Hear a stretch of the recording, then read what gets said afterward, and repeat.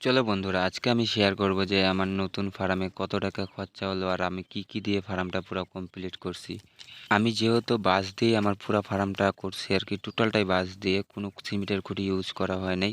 তার জন্য আমার ফার্মে ওরকম বড় সড়ো কোনো খরচাও হয় নাই।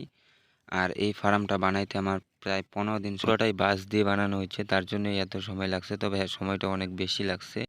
আমার ছাগল পালনে আসা প্রায় 4 বছর রানিং চলতেছে। তবে আমি আগে যেভাবে পালতাম, আমার একটা পুরনো ঘর ছিল, ওইটার মধ্যে মাটির মধ্যেই পালতাম, মাচা ছিল না। আর এখন যেহেতু আমি মাচা বানায় নিছি, তার জন্য ছাগলগুলো একবার উঠাইতে একবার নামাইতে প্রচুর বিরক্ত লাগে, কারণ ওরা একবার উঠলে আর নামতে চায় না। আর এভাবেই রোজ আমাকে একবার নামানোর সময় দৌড়াদৌড়ি করতে লাগবে, একবার উঠানোর সময় দৌড়াদৌড়ি করতে লাগে।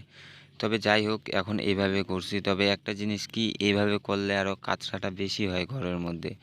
আর আমি তো ফার্স্ট টাইম এই ফার্মটা বানাইছি না, তো আমার ওই বিষয়তে এতটা অভিজ্ঞতা নাই। তবে আমি যতটুকু বুঝলাম, এইভাবে না বানানোর থেকে ডাইরেক্ট যদি কাঠ দিয়ে বানানো হইতো তাহলে হয়তো খরচাটাও কিছু টাকা বেশি লাগতো, কিন্তু ফার্মটা এর থেকে অন্তত ভালো হইতো।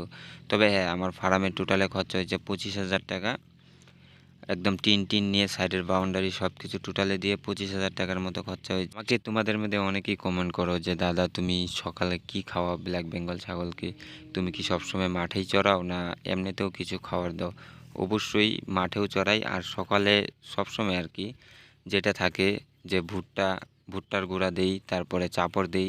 ব্ল্যাক বেঙ্গল ছাগল পালতে গেলে তোমাকে এক টাইম ম্যাচ খাওয়াল, আমি খাওয়াটা দিয়ে দিলাম ছাগলকে।